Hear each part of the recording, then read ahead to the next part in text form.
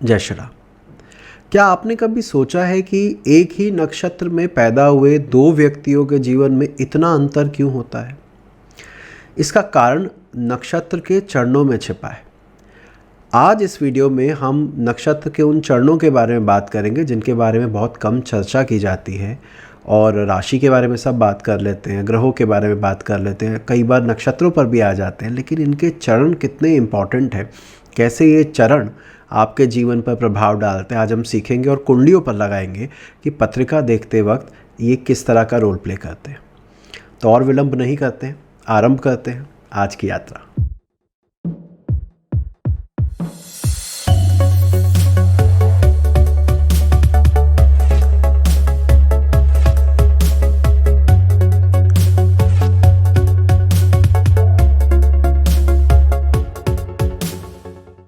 जब हम नक्षत्र चरण की बात करते हैं तो मुझे एक मेरा क्लाइंट याद आता है। उन्होंने बताया कि वो रोहिणी नक्षत्र में जन्मे हैं, और रोहिणी नक्षत्र तो पैसे के लिए बहुत अच्छा होता है। रोहिणी नक्षत्र तो आर्थिक उन्नति का प्रतीक है।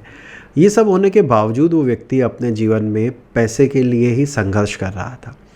तो उसका सवाल था कि साहब, इस रोहिणी नक्षत्र का मुझे तो कोई ख़ास फ़ायदा नहीं मिला, मैं तो अभी भी परेशानी में हूँ। ऐसे और भी नक्षत्र है, मघा है, शतभिषा है, धनिष्ठा है, जिसके बारे में कहा जाता है कि पैसे के मामले में नक्षत्र बहुत अच्छे हैं, परंतु उसके बावजूद इन लोगों को स्ट्रगल करते देखा गया है। तो आज हम बात करेंगे नक्षत्र के चरणों पर। चरण क्या होते हैं, पहले थोड़ा सा बेसिक आइडिया ले लेते हैं। 27 नक्षत्र होते हैं, 12 राशियाँ होती हैं। इन 27 नक्षत्रों को और डिवाइड किया जाता है 4 चरणों में। हर नक्षत्र के 4 चरण या 4 पद होते हैं, और इस तरह से 27 नक्षत्रों को अगर आप देखेंगे, उसके 4 चरण को भी देखेंगे, तो मिलाकर 108 की संख्या आती है, जो हमारे हिंदू धर्म में बड़ी उसको पायस माना जाता है, उसको बहुत ही पवित्र माना जाता है। और हमारी माला भी, मन का जो आपने देखा होगा, माला में भी 108 ही मन के होते हैं। तो ये 108 नंबर यहाँ से आया, पहले तो ये समझ लेते हैं। दूसरा, नक्षत्र चरण ऐसा क्या बता देंगे जो नक्षत्र नहीं बता पाया है, तो उसी का भाग। तो देखिए, नक्षत्र चरण के वैसे तो आज मैं आपके सामने 4-5 चीज़ें बताऊंगा कि चरण किन किन मायनों में इम्पॉर्टेंट है। सबसे पहले शुरू करें तो आपकी पर्सनैलिटी बताने में नक्षत्र के चरण की बड़ी उपयोगिता होती है। हालांकि इस पर एक वीडियो मैं पहले भी बना चुका हूँ, उसका लिंक अभी आप ऊपर देख पा रहे होंगे। वो जब फ्री हो जाए तो उसको भी देखिएगा, उसमें देखना कि कैसे नक्षत्र चरण का इम्पॉर्टेंस रहता है आपके बिहेवियर को बताने में। आज हम बात करने वाले हैं कि नवग्रह भी अलग अलग चरणों में शुभ माने गए हैं। हर ग्रह किसी एक चरण में शुभ माना जाता है। जैसे उदाहरण के लिए मैं आपको बताऊं, सूर्य और मंगल पहले चरण में और दूसरे चरण में बैठे हों किसी भी नक्षत्र के, तो उनको ज़्यादा शुभ लिया गया है। इसी प्रकार शुक्र और बुध किसी भी नक्षत्र के दूसरे चरण में हों या तीसरे चरण में हों, तो उसको बहुत अच्छा माना जाता है। चंद्रमा चौथे चरण में और दूसरे चरण में शुभ माना जाता है। शनि तीसरे और चौथे चरण में शुभ माना जाता है। बृहस्पति पहले और चौथे चरण में शुभ माना जाता है। राहु दूसरे और तीसरे चरण में शुभ माना जाता है, और केतु पहले और चौथे चरण में शुभ माना जाता है। शुभ क्यों माना जाता है इन चरणों में? तो उसका कारण ये है कि जो उनके नैसर्गिक गुण हैं वो इन चरणों में ज़्यादा खिल कर आते हैं। सूर्य जो प्रतिष्ठा का कारक है, नाम रोशन करने का कारक है, अगर पहले या दूसरे चरण में बैठा है तो उसकी संभावनाओं को बल मिलता है। इसी प्रकार अगर शनि आध्यात्म का कारक है, शनि हार्डवर्क का कारक है, तो तीसरे और चौथे चरण में वो विरक्ति के भाव को बढ़ाता है, स्पिरिचुअलिटी को बढ़ाता है, और आगे लाइफ में ग्रोथ में, उस पथ पर ग्रोथ में हेल्प करता है। शुक्र बुध अगर तीसरे या दूसरे चरण में हो तो हम कहते हैं कि ये आपको पैसे की वृद्धि के लिए सहायक है और जीवन में भोग की प्राप्ति को इंडिकेट करता है। तो इस तरह देखें तो 9 ग्रहों के अलग अलग चरणों में उनका होना शुभ माना गया है। क्या आपको पता है कि भाव के अधिपतियों का भी अलग अलग चरणों में होना शुभ माना गया है? मैं इसको समझाता हूँ। देखिए, आपकी पत्रिका में जो धर्म त्रिकोण हैं, जिन्हें हम पहला भाव, दूसरा भाव, पंचम भाव और नवम भाव कहते हैं, इनके स्वामी यदि पहले चरण में हैं, 1, 5 और 9 भाव के स्वामी यदि पहले चरण में हैं तो ज़्यादा स्ट्रॉन्ग हो जाते हैं।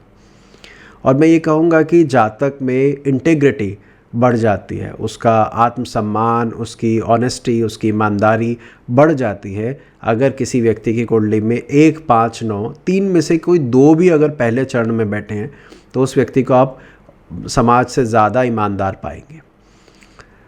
इसी प्रकार दूसरे, छठे और 10वें भावों को अर्थ त्रिकोण कहा जाता है।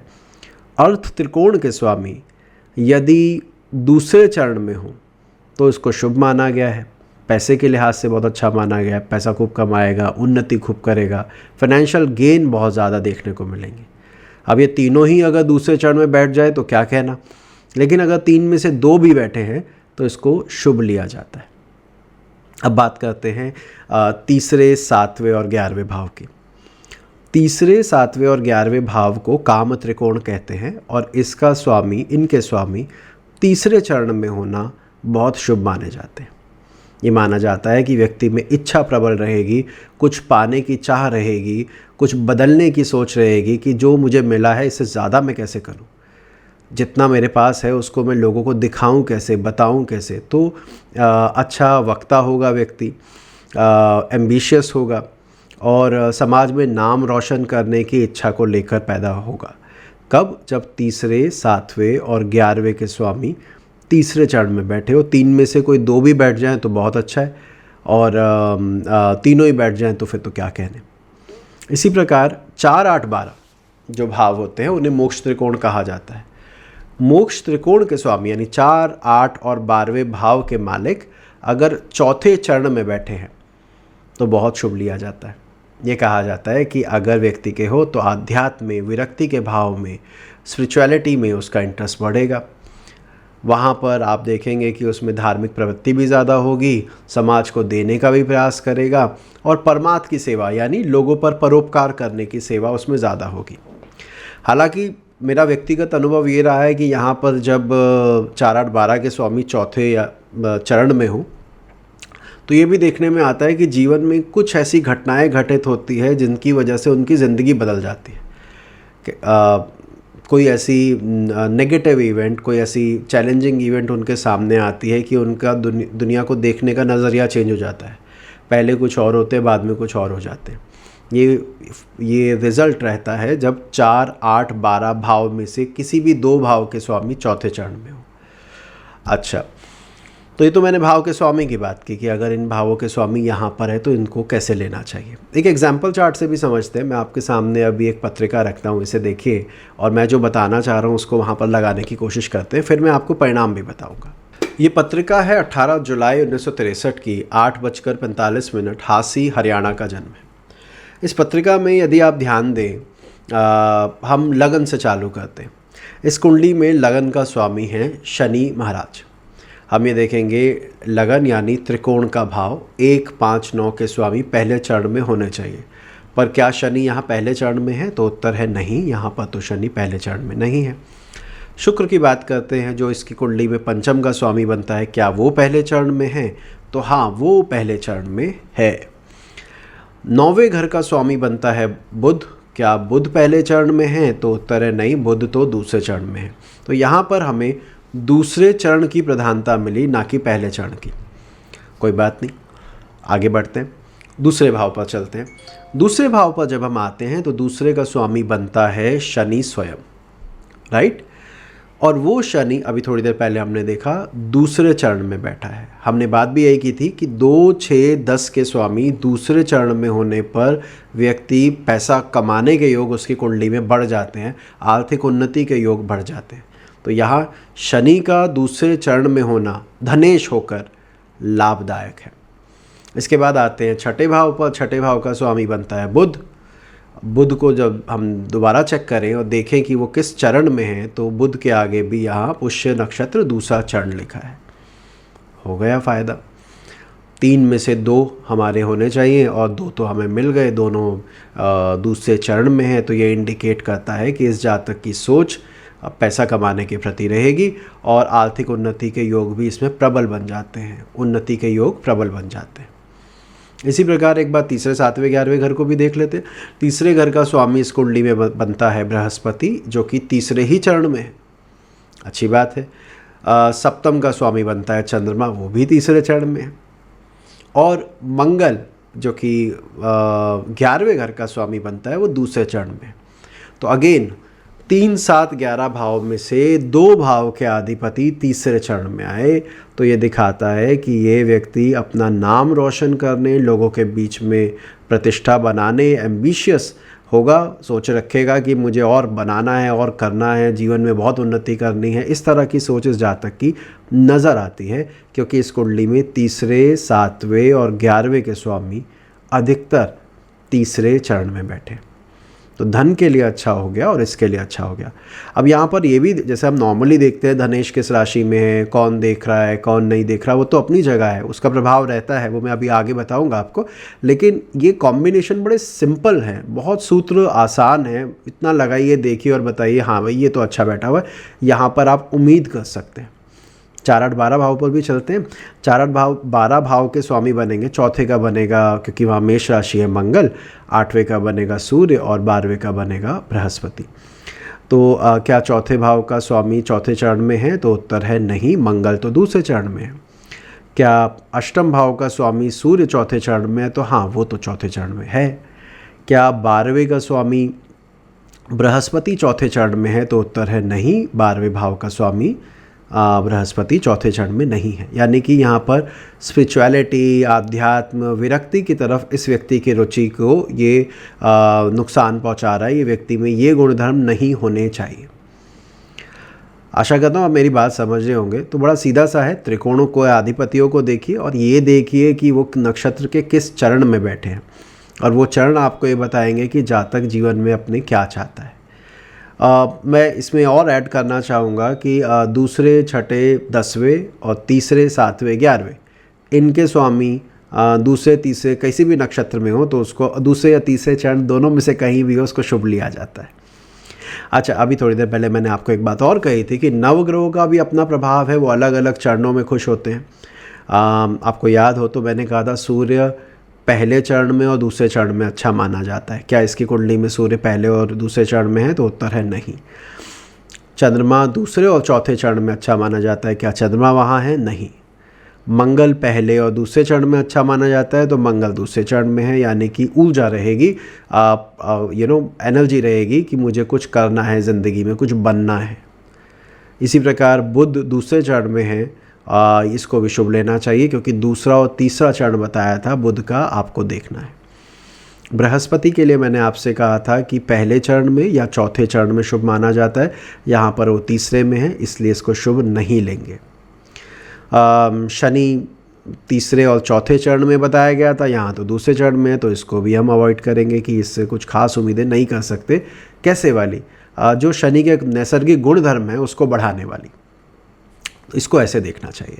तो इस पर भी अभी आगे हम बात करेंगे, क्योंकि नवग्रहों को देखते वक्त हम उनके नेचुरल ट्रेट को बढ़ाते या कम करते हैं।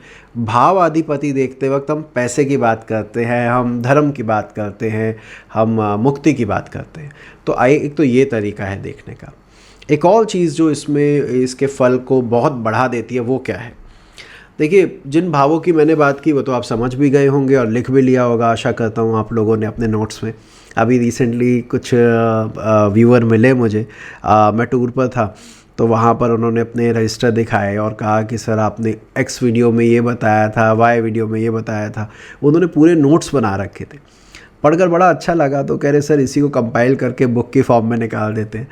तो मैंने हाँ ज़रूर, क्यों नहीं, कोशिश करो आप, मैं साथ हूँ आपके। लेकिन अच्छा लगता है कि जो हम यहाँ पर आपके साथ डिस्कस कर रहे हैं, शेयर कर रहे हैं, केवल छात्र ही नहीं, बाकी जो व्यूअर्स हैं वो भी इसको सुनते हैं, इसको अप्लाई करते हैं और परिणाम भी बताते हैं कि ये यहाँ लगा, मुझे यहाँ फ़ायदा हुआ, तो जानकर अच्छा लगता है। अभी विषय पर वापस आते हैं। मैं ये कह रहा था कि दूसरा चरण मैंने बताया, अब इसको राशियों से जोड़कर भी देखना चाहिए। क्या आप जानते हैं कि अलग अलग राशियों के में बैठे ग्रह अलग अलग चरणों में लाभदायक होते हैं? इसको कैसे देखें?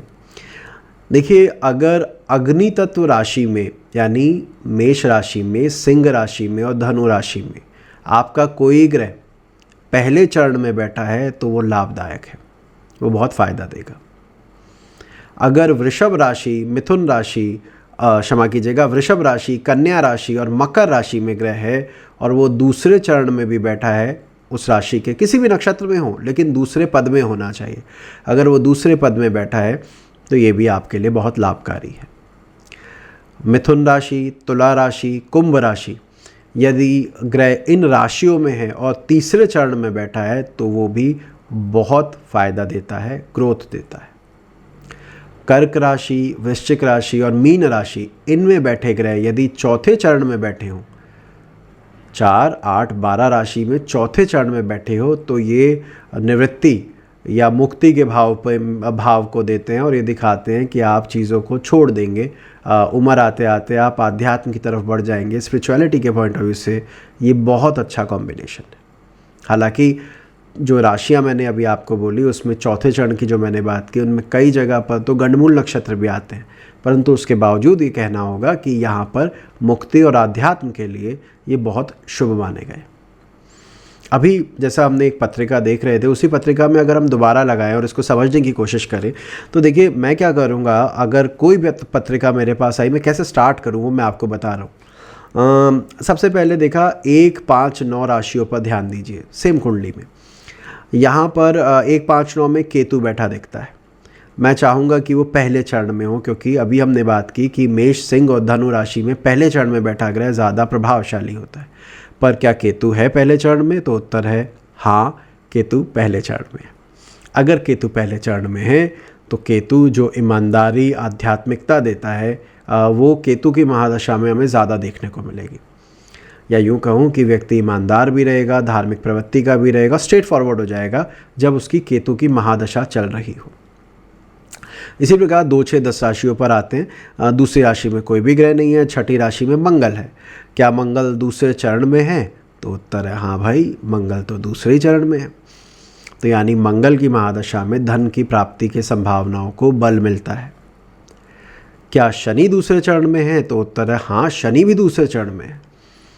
तो शनि में भी हम यही कहेंगे कि ये उन्नति के लिए, पैसे की उन्नति के लिए, आर्थिक उन्नति के लिए बहुत शुभ समय रहेगा।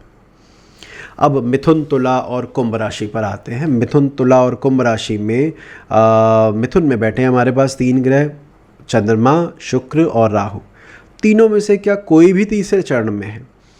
तो चंद्रमा भी तीसरे चरण में है, राहु भी तीसरे चरण में है, शायद शुक्र तीसरे में नहीं, वो पहले चरण में है। तो हम कहेंगे चंद्रमा और राहु आपके आकांक्षाओं को बढ़ाएंगे। आपकी जब भी ये दशा आएगी आप चाहेंगे कि मैं ज़िंदगी में अब और बेहतर कैसे करूं, प्लानिंग करने लग जाएंगे, ग्रोथ के बारे में सोचेंगे कि नई नई प्लान्स बनाना, उसको एग्जीक्यूट करने का प्रयास करना, वो आप चंद्रमा और राहु की महादशा में ज़्यादा करेंगे। क्यों? क्योंकि वो 3, 7, 11 राशि में बैठकर तीसरे ही चरण में है। इसमें देखिए, अब मैंने 2 चीज़ें आपको इकट्ठे बताई, बल्कि 3 चीज़ें बताई। मैंने कहा ग्रह कहाँ कहाँ अच्छे होते हैं, अलग अलग ग्रहों के नाम बोले। फिर मैंने भाव के स्वामी अलग अलग कहाँ कहाँ अच्छे होते हैं वो बताए। अब मैं कह रहा हूँ कि कोई भी रैंडम ग्रह इन राशि में और इस चरण में बैठा हो तो वो फलदायी हो जाता है। पर क्या हो अगर वो भाव भी वैसा ही ओन करे? जैसे एग्जाम्पल के लिए इस पत्रिका में अगर हम बात करें शनि की, शनि इस कुंडली में दूसरे भाव का स्वामी है, हम सब जानते हैं, कुंभ राशि लिखी है। उसके बाद वो बैठा भी 2, 6, 10 राशि में से एक में है, और उसके बाद वो बैठा भी दूसरे चरण में है। इसका अर्थ ये है कि ये शनि की महादशा या शनि का प्रभाव इस व्यक्ति के जीवन में बहुत उन्नतिकारक होगा। लग्नेश होने के कारण नहीं, धनेश होकर 2, 6, 10 राशि में बैठने पर, दूसरे चरण में जाने पर इसके फल में खासा वृद्धि हो जाएगी। तो अभी तो मैं आपको तोड़ कर बता रहा हूँ कि ये ग्रह यहाँ अच्छे, ये ग्रह यहाँ अच्छे, और ऐसे करके। लेकिन जब हम इसको एक चार्ट सामने आता है तो चार्ट में उसे हम क्लब करके देखते हैं और तब फलित करते हैं कि क्या ये कॉम्बिनेशन उसी चीज़ को इंडिकेट कर रहे हैं। आशा करता हूँ मेरी बात आपको समझ में आ रही हो। तो यहाँ पर हमने ये देखा, और अब हम 4, 8, 12 राशि की भी एक बार बात कर लेते हैं। यहाँ पर 4, 8 और 12 राशि में से चौथी राशि में सूर्य और बुध है। सूर्य को देखते हैं, क्या सूर्य चौथे चरण में भी है? तो उत्तर है हाँ, सूर्य पुनर्वसु नक्षत्र के चौथे चरण में ही विराजित है। यानी इस जातक की सूर्य की महादशा में इसे बहुत कुछ छोड़ना पड़ेगा। निवृत्ति, मुक्ति, चीज़ों को छोड़ना, उसका भाव बढ़ जाएगा जब ये जातक सूर्य की महादशा में चल रहा होगा। तो चरण ऐसा नहीं है कि हल्के में, मुझे लगता तो नहीं है, लेकिन फिर भी मैं कहूँगा आप में से कितने लोग हैं जो इस वीडियो से पहले चरण पर बहुत ध्यान देते थे। जब मैंने पहली बार सीखा था, मुझे याद है उससे पहले मुझे लगता था चरणों की क्या इतनी महत्ता है, इतना बढ़िया है, नक्षत्र अच्छा मिल गया, लगन अच्छा है, राशि अच्छी है, अच्छा ही है सब कुछ।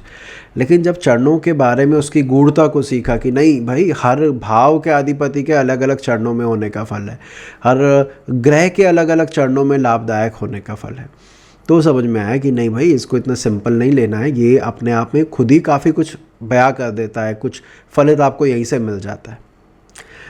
इसमें एक चीज़ मैं और जोड़ना चाहूँगा। देखिए, ग्रह पीड़ित भी तो हो सकता है। जैसे अब यहाँ पर शनि था, धनाधिपति है, वो बैठा है सेकंड में, वो बैठा है दूसरे चरण में, पर क्या हो अगर वो सूर्य राहु के साथ हो? क्या हो अगर उस पर उसके साथ सूर्य बैठा हो, मंगल उसको देखता हो, यानी पीड़ित हो जाए, तो क्या फिर भी हम यही फलित करेंगे? तो उत्तर है नहीं, फलित बदल जाएगा। अब हम कहेंगे इच्छा बहुत है, पैसा खूब कमाना चाहता है, पर पैसा आ नहीं रहा है, टिक नहीं रहा है, विशेषकर सूर्य और जो भी ग्रह दूसरा पापी उसको पीड़ित कर रहा होगा उस दौरान। तो मैं आशा करता हूं कि आप इस विषय को समझ पा रहे होंगे और आप इसको अप्लाई कीजिएगा। एक पत्रिका मैं आपके लिए अभी छोड़े जा रहा हूं, इस पर लगाइए और मुझे बताइए 12 भावों के फल। इसी प्रकार चरण को देखते हुए, राशि को देखते हुए, या जैसे मैंने कहा कौन कौन से ग्रह इस कुंडली में आपको लगता है कि ज़्यादा फल दे सकते हैं चरणों के आधार पर, वो बताइए। अगले वीडियो में हम क्या करेंगे, हम वो पीड़ित हो जाएं तो क्या होगा, पीड़ित नहीं है तो क्या होगा, जिस नक्षत्र में बैठे हैं उसके अधिपति का क्या रोल रहने वाला है, उस पर चर्चा करेंगे। तो आशा करता हूँ आपको बहुत कुछ नया सीखने को मिला हो। यदि हाँ तो लाइक करना मत भूलिएगा। यदि आप इस चैनल पर नए हैं तो इस चैनल को सब्सक्राइब कर सकते हैं, जिससे कि ऐसे और लगभग 450-500 वीडियो आप देख पाएँ। मिलते हैं अगली बार किसी और विषय के साथ या इसी विषय के अगले भाग के साथ। जय श्री राम।